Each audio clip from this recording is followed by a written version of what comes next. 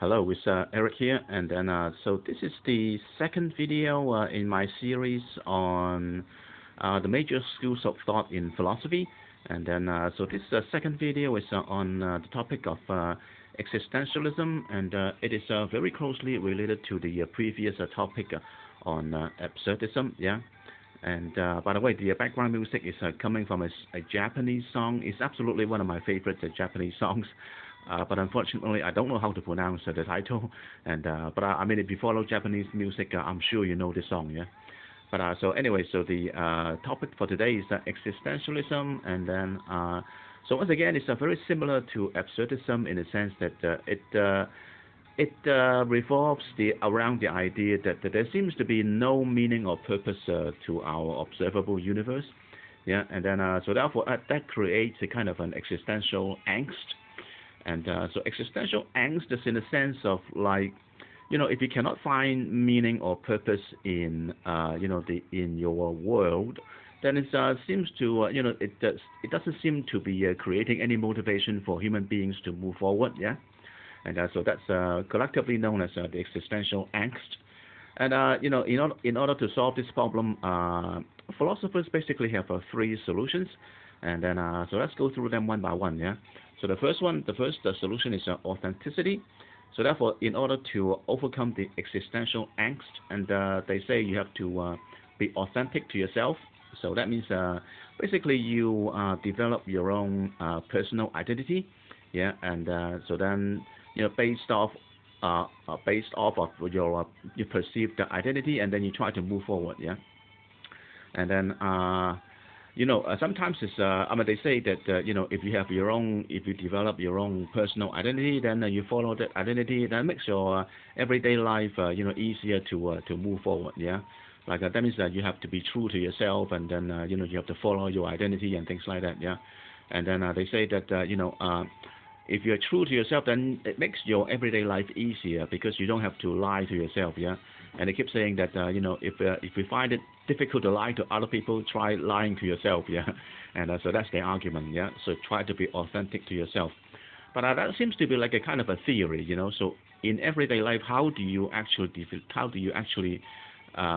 become authentic to yourself? How do you develop your own identity? Well, to operationalize it, they offer the second solution, which is a very old solution coming from the Greek mythology. There's a Greek mythology called the Oracle of Delphi. Yeah, and I think if I'm not wrong, according to the literature, there are actually three proverbs from the Oracle of Delphi. So here we're going to look at the first one. Yeah, and the first proverb is "Know thyself." That means that you have to know yourself. Yeah. So they say that in order to achieve solution number one, you have to take solution number two. That means that you have to be, you have to know thyself. That means that you have to know your own personal limits. Yeah, like know what you like, what you don't like, and what you can do and what you cannot do. Yeah. So basically, know thyself. There are actually two more proverbs under the Oracle of Delphi. Maybe I will tackle them a little bit later in a later video. Yeah. But basically, so you have to know thyself. That means you have to know your limits. Like for example, I'm a guitar player, and I can almost clearly see the scales on the guitar fretboard. Yeah, but it doesn't do it for me on the piano keyboard. I can see nothing. The piano keyboard, the piano keyboard doesn't do anything for me. I cannot see anything. I cannot see the keys, the scales. I cannot see anything on the piano keyboard. But I can see everything, see the scales and the keys and everything on the guitar fretboard. So therefore, I know my limits. I know what I can do and I know what I cannot do. Yeah, and so that very nicely leads to solution number three. And so philosophers, they say that in order to know thyself, you have to know your limits and things like that. And they cite a very good example, which is in the form of jazz. Yeah, and jazz players, they have a way of expressing themselves. And then according to the philosophers, the way that the jazz musicians play their music is absolutely authentic. Is they are very true to themselves. Yeah, they know the limits and they know what scales they like the best, and based off of that, they improvise the best. When they play their favorite scales.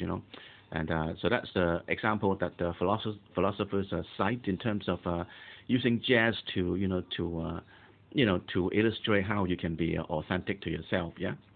And so those are the solutions to overcome the problem of existential angst in a world of existentialism. Yeah.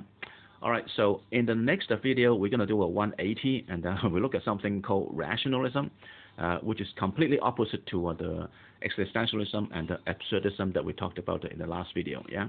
All right. I'll see you in the next video. Bye.